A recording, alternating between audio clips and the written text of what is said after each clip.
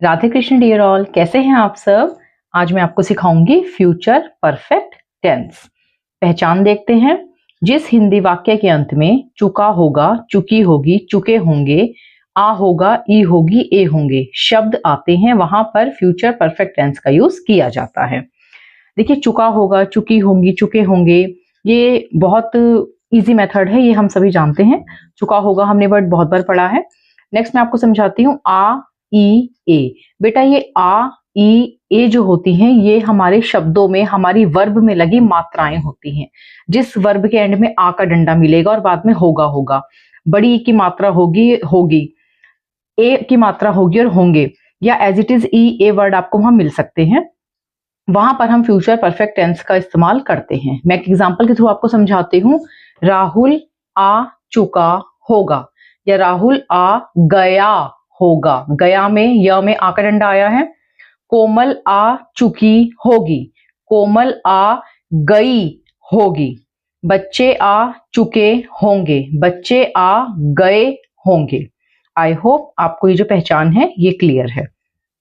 Future perfect tense में जिस भी वाक्य के अंत में चुका होगा, चुकी होगी, चुके होंगे, आ होगा, ई होगी, ए होंगे शब्द आते हैं, वहां पर हम फ्यूचर परफेक्ट टेंस का यूज करते हैं। चुका, चुकी, चुके शब्दों का इस्तेमाल हम बहुत कम करते हैं बेटा। ज्यादातर हम मात्राओं में ही बात करते हैं। जैसे कोमल ने काम कर लिया होगा, उसने अपनी पढ़ाई कर ली होगी, बच्चे चले गए होंगे। इस तरीके से हम ज्यादातर बात करते हैं। अपने सेंटेंसेस को राइटिंग और स्पीकिंग में ऐसे यूज करते हैं। नोट देखते हैं कुछ बातें जो फ्यूचर परफेक्ट टेंस में हमें ध्यान रखनी है। भविष्य में कोई काम पूरा हो गया होगा, इसका प्रयोग संभावना अनुमान को व्यक्त करने के लिए करते हैं। इस टेंस का संबंध पास्ट से होता है। हम एक अनुमान लगाते हैं कि भविष्य में कोई काम हो गया होगा। भविष्य में हम श्योरिटी नहीं दे सकते हैं किसी भी बात की, तो इसीलिए हम कहते हैं कि हम इसमें अनुमान लगाते हैं। तो जो हम अनुमान लगाते हैं बेटा, वो हम इस टाइम लगा रहे हैं कि ऐसा हो गया होगा। अगर मैं भी प्रेजेंट में कह रही हूँ कि कोमल ने अपना काम खत्म कर लिया होगा, इसका मतलब मैं ये अंदाजा इस टाइम लगा रही हूँ कि फ्यूचर में आगे थोड़े समय बाद कोमल ने अपना काम पूरा कर लिया होगा। तो इस तरीके से जब हम अनुमान लगाते हैं तो वहां हम फ्यूचर परफेक्ट टेंस का यूज करते हैं। इस टेंस का संबंध पास्ट से होता है, इसलिए मैंने ये लाइन यहाँ पर यूज की है, क्योंकि जब हम अनुमान फ्यूचर में लगा रहे हैं तो फ्यूचर से जब हम बैक पॉइंट पे आएंगे तो अनुमान हम पहले लगा चुके थे। हमने भविष्य में अनुमान नहीं लगाया। भविष्य में तो हम कह रहे हैं कोई काम हो गया होगा, अनुमान हमने पहले लगाया था। बहुत ज्यादा डीप में आपको जाने की इसमें नीड नहीं है। सिर्फ आप इतना समझेंगे कि जब भी आपको सेंटेंस के एंड में चुका होगा, चुकी होगी, चुके होंगे, या आ होगा, ई होगी, ए होंगे वर्ड मिलेंगे, वहां पर आप फ्यूचर परफेक्ट टेंस का यूज करेंगे। यहाँ मैं आपको अनुमान लगाने के लिए इसलिए समझा रही हूँ बेटा, क्योंकि फ्यूचर परफेक्ट टेंस में हम विल हैव वर्ब की थर्ड फॉर्म का यूज करते हैं, क्योंकि हम फ्यूचर में एक अनुमान लगा रहे हैं। लेकिन अगर यही बात हम 100% श्योरिटी से कहेंगे कि कोमल ने काम खत्म कर लिया होगा, तो वहां पर हमें विल को रिप्लेस करके मस्ट का यूज करना पड़ेगा। इन चीजों को समझाने के लिए मैं बिल्कुल सेपरेट वीडियो बनाऊंगी, ताकि आपको किसी भी तरीके की कोई भी कंफ्यूजन ना हो। नेक्स्ट पॉइंट देखते हैं। सभी सब्जेक्ट्स के साथ विल का यूज किया जाएगा तथा विल के बाद हैव का ही यूज किया जाएगा। बेटा, फ्यूचर टेंस में आपने देखा है हमारे पास हमेशा दो हेल्पिंग वर्ब होती है, एक होता है शेल और एक होता है विल। मॉडर्न ग्रामर कहती है कि आप राइटिंग और स्पीकिंग दोनों में विल का यूज कर सकते हैं। कंसेप्ट बिल्कुल क्लियर रहेगा, कोई प्रॉब्लम आपको नहीं आएगी, ना ही राइटिंग में ना ही स्पीकिंग में। जो शेल है उसका यूज जो है मॉडर्न ग्रामर अवॉइड करने लगी है। आज भी जो ऑफिशियली लेवल पे वर्क होते हैं, जो बहुत हायर लेवल पे वर्क होते हैं, वहां फिर भी आपको शेल का यूज देखने को मिल सकता है। अदरवाइज अगर आप शेल का यूज ना करके सभी सब्जेक्ट्स के साथ विल का यूज करेंगे तो वो सारे सेंटेंसेस हमारे ग्रामेटिकली बिल्कुल करेक्ट है, राइटिंग और स्पीकिंग दोनों के लिए। यदि वाक्य में समय दिया है तो वहां समय के लिए बाय का यूज करेंगे। बेटा, अभी आपने देखा हमने जितने भी टेंसेस किए हैं, सब टेंसेस में हमने समय के लिए फॉर या सिंस इस तरीके का वर्ड का हमने यूज करा है। लेकिन जहां पर फ्यूचर परफेक्ट टेंस की बात आ जाएगी और टाइम दिया होगा, तो वहां पर हमने बाय का यूज करना है। इन छोटी छोटी बातों का आप ध्यान रखेंगे। रूल देखते हैं। सबसे पहले हम देखते हैं अफर्मेटिव सेंटेंसेस। आप सभी बच्चे जानते हैं, मैं आपको हर वीडियो में ये बता रही होती हूँ कि 4 तरह के हमारे सेंटेंस होते हैं बेटा। अफर्मेटिव, नेगेटिव, इंटरोगेटिव और WH/S सेंटेंसेस, जिसमें हम राइटिंग और स्पीकिंग करते हैं। अफर्मेटिव सेंटेंसेस जिसे हम साधारण वाक्य भी कहते हैं। रूल देखते हैं, फॉर्मेशन देखते हैं। सबसे पहले आपको लिखना है subject. I, we, you, they, he, she, any name, plural nouns, singular noun, इन सभी वर्ड्स को हम सब्जेक्ट कहते हैं। सभी सब्जेक्ट्स के बाद आप विल का यूज करेंगे। विल के बाद हैव आएगा। यहाँ पर हैज का यूज आपने नहीं करना है, सभी सब्जेक्ट्स के साथ आपने यहाँ हैव ही लगाना है। वर्ब की थर्ड फॉर्म, उसके बाद ऑब्जेक्ट आएगा। अफर्मेटिव के एग्जाम्पल्स देखते हैं बेटा। कोमल ने पढ़ाई कर ली होगी। आपने देखा कर ली, ला में बड़ी की मात्रा, होगी या कोमल पढ़ाई कर चुकी होगी। चुकी होगी तरीके से हम बहुत कम बात करते हैं, है ना। हम ज्यादातर बात कैसे करते हैं, कोमल ने पढ़ाई कर ली होगी, इस तरीके से हम ज्यादा बात करते हैं। बाकी आपके ऊपर डिपेंड करते हैं आप कैसे अपने सेंटेंस को बोलते हैं या लिखते हैं। कोमल ने पढ़ाई कर ली होगी। पढ़ाई करने को हम स्टडी कहते हैं। मैंने इसकी थर्ड फॉर्म लिखी है studied. Komal will have studied.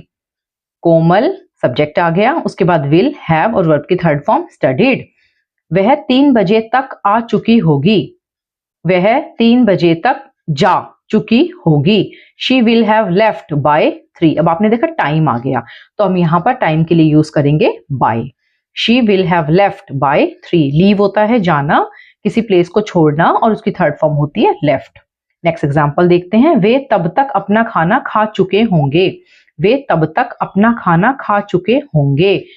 चुके होंगे, तब तक को हम इंग्लिश में बाय देन कहते हैं। दे आ गया, दे के साथ हम विल यूज कर रहे हैं। They will have eaten their food by then. तब तक को हम इंग्लिश में बाय देन कहते हैं। They will have eaten their food by then. आपने इसके बारे में पढ़ा होगा। आपने इसके बारे में पढ़ा होगा। You will have read about this. इसके बारे में अबाउट दिस। आप अगर गौर करें तो आप देखेंगे कि सभी सेंटेंसेस जो हम बना रहे हैं इसमें कहीं ना कहीं एक अनुमान आ रहा है। एक हमारा, हम सिर्फ एक संभावना कह रहे हैं कि भविष्य में ऐसा हुआ होगा या होगा। नेगेटिव सेंटेंसेस देखते हैं। नेगेटिव सेंटेंसेस होते हैं बेटा जिस भी सेंटेंस में नहीं वर्ड लग जाता है वो आपके नेगेटिव सेंटेंस बन जाते हैं। सबसे पहले आपको सब्जेक्ट लिखना है, सब्जेक्ट के बाद विल, विल के बाद आपको नॉट ऐड करना है, उसके बाद हैव है, वर्ब की थर्ड फॉर्म है, ऑब्जेक्ट है। अगर आप बेटा विल और नॉट को कॉन्ट्रैक्शन में लिखना चाहें तो आप इसे ऐसे लिखेंगे, WON ऊपर अपोस्ट्रोफी और T।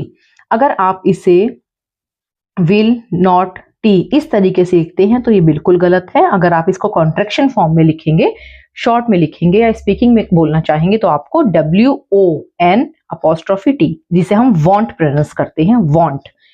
सब्जेक्ट के बाद विल नॉट, ये फॉर्मल राइटिंग होती है, लेकिन अगर आप इनफॉर्मली राइटिंग करना चाहते हैं तो आप ऐसे करेंगे और स्पीकिंग में आप ऐसे यूज कर सकते हैं। हैव, वर्ब की थर्ड फॉर्म, ऑब्जेक्ट। एग्जांपल्स देखते हैं। हम अगले हफ्ते तक अपना प्रोजेक्ट पूरा नहीं कर चुके होंगे। We will not have completed our project by next week। आपने देखा समय आया है अगले हफ्ते तक, by next week। आप फ्यूचर परफेक्ट में फॉर या सिंस का यूज नहीं करेंगे। टाइम जब भी सेंटेंसेस में दिया होगा आपको बाय का ही यूज करना है। छोटी छोटी चीजें हैं बेटा, आप जिसका ध्यान रखेंगे। और एक चीज और, आप चाहे अफर्मेटिव सेंटेंसेस बना रहे हैं, नेगेटिव बना रहे हैं, इंटरोगेटिव बना रहे हैं, WH/H बना रहे हैं, आपने बिल्कुल भी कंफ्यूज नहीं होना है कि आप ये नहीं सोचेंगे कि सेंटेंस मेरा इतना बड़ा है, मैं इसे कैसे बनाऊं, ये इतना छोटा है, इसको मैं कैसे फ्रेम करूं। आपको सिर्फ इतना ध्यान देना है कि सेंटेंस अफर्मेटिव है, नेगेटिव है, इंटरोगेटिव है, WH है, और जैसा भी उसका रूल है उस रूल के अकॉर्डिंग आप अपना स्पीकिंग और राइटिंग करना स्टार्ट करेंगे। सेंटेंस कभी भी ग्रामेटिकली आपका इनकरेक्ट नहीं होगा। अगर आप सेंटेंसेस को अंदाजे से बनाएंगे तो उसमें गलत होने के बहुत चांसेस रहते हैं। इसीलिए आप जो है जैसे ही इसके रूल के अकॉर्डिंग फॉर्मेशन करेंगे, आपका कभी भी राइटिंग और स्पीकिंग का फॉर्मेशन गलत नहीं होगा। चैनल आर के इंग्लिश वाइब्स का पर्पस ही यही है कि सभी स्टूडेंट्स को ये सिखाना कि इंग्लिश में, स्पीकिंग में वो गलती ना करें और राइटिंग में वो गलती ना करें। मैं आपको कोई भी जो हम स्ट्रक्चर्स करते हैं उसके रूल रेगुलेशन समझाती हूँ, राइटिंग कैसे करनी है, स्पीकिंग कैसे करनी है, मैं आपको इसके टिप्स एंड ट्रिक्स देती हूँ। आपको सिर्फ इतना याद रखना है बेटा कि कोई भी सेंटेंस टफ नहीं है। आपने सिर्फ ये देखना है वो कौन सा टेंस है, मॉडल है या स्पोकन स्ट्रक्चर है, किस तरीके का हमारा सेंटेंस है, उसके अकॉर्डिंग आपने सेंटेंस को फ्रेम करते जाना है। सेंटेंस कभी भी गलत नहीं होगा। एग्जाम्पल देखते हैं। बच्चों ने सारे टॉपिक नहीं पढ़े होंगे। बच्चों ने सारे टॉपिक नहीं पढ़े होंगे, ए होंगे। The children will not have studied all the topics. Train 10 बजे तक स्टेशन पर नहीं पहुंची होगी। ट्रेन 10 बजे तक स्टेशन पर नहीं पहुंची होगी। आप देख रहे हैं, हम अंदाजा लगा रहे हैं। The train will not have reached the station by 10। Interrogative sentences देखते हैं। इंटरोगेटिव सेंटेंसेस आप जानते हैं, इंटरोगेटिव सेंटेंसेस कहते हैं बेटा क्वेश्चंस को। कौन से क्वेश्चंस? ये सिर्फ और सिर्फ क्या वर्ड से स्टार्ट होते हैं, इसमें क्या के अलावा कुछ और नहीं आता है। ये सिर्फ क्या वाले क्वेश्चंस होते हैं।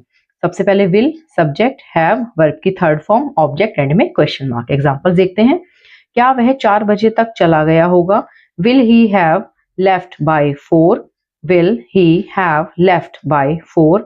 क्या वह कल तक आ गया होगा? क्या वह कल तक आ गया होगा? कल तक मतलब हम फ्यूचर की बात कर रहे हैं, तो कल तक by tomorrow. Will he have come by tomorrow, and में क्वेश्चन मार्क। क्या बच्चों ने याद कर लिया होगा? याद करने को हम लर्न कहते हैं, यहाँ पर मैंने याद करने की थर्ड फॉर्म लर्न को लिखा है। Will the children have learned? Will the children have learned? I hope interrogative sentences आपको क्लियर है। हम इसका लास्ट पार्ट सीखेंगे, WH/H सेंटेंसेस। बेटा क्वेश्चंस जो होते हैं हमारे, वो क्वेश्चंस दो तरीके होते हैं। एक होता है इंटरोगेटिव सेंटेंसेस और एक होता है WH/H सेंटेंसेस। इंटरोगेटिव सेंटेंसेस होते हैं हमारे क्वेश्चंस जो सिर्फ और सिर्फ क्या वर्ड से स्टार्ट होते हैं। आपने देखा सभी एग्जांपल्स के स्टार्टिंग में बस क्या वर्ड आ रहा है। अब हम नेक्स्ट टाइप के क्वेश्चंस देखते हैं जो है WH/H क्वेश्चंस। इंटरोगेटिव में क्या से स्टार्ट होता है? अब जो हमारे बाकी वर्ड्स होते हैं, कब, क्यों, कहाँ, कैसे, ये सारे वर्ड्स हमारे WH/H सेंटेंस में आते हैं। WH means what, where, why, when, ETC words. H means how, how many, how often, how many times, ये सारे वर्ड जो H से स्टार्ट होते हैं। फॉर्मेशन देखते हैं। सबसे पहले आपको WH/H लिखना है, उसके बाद विल, सब्जेक्ट, हैव, वर्ब की थर्ड फॉर्म, ऑब्जेक्ट, एंड में क्वेश्चन मार्क। इसका एग्जांपल देखते हैं बेटा। वह समस्या कैसे हल कर चुका होगा? हाउ, WH का वर्ड, उसके तुरंत बाद आपको हेल्पिंग वर्ब विल लिखनी है, सब्जेक्ट, हैव, वर्ब की third form, object. How will he have solved the problem? वह कितने बजे तक एयरपोर्ट पहुंच चुका होगा? कितने बजे तक को हम इंग्लिश में व्हाट टाइम कहते हैं। बेटा कुछ बच्चे से एट व्हाट टाइम भी लिखते हैं, सही है, गलत नहीं है, लेकिन ज्यादातर जो यूज होता है वो व्हाट टाइम होता है। What time will he have reached the airport? Last example देखते हैं। वह कितना काम कर चुका होगा? कितने काम को इंग्लिश में हाउ मच वर्क कहते हैं। How much work will he have completed? बेटा आज मैंने आपको फ्यूचर परफेक्ट टेंस सिखाया है। आई होप कंसेप्ट आपको क्लियर है। अगर कोई प्रॉब्लम आप फेस करते हैं तो प्लीज आप कमेंट कीजिएगा, मैं कोशिश करूंगी आपके कमेंट्स का जवाब देने की। Thank you so much.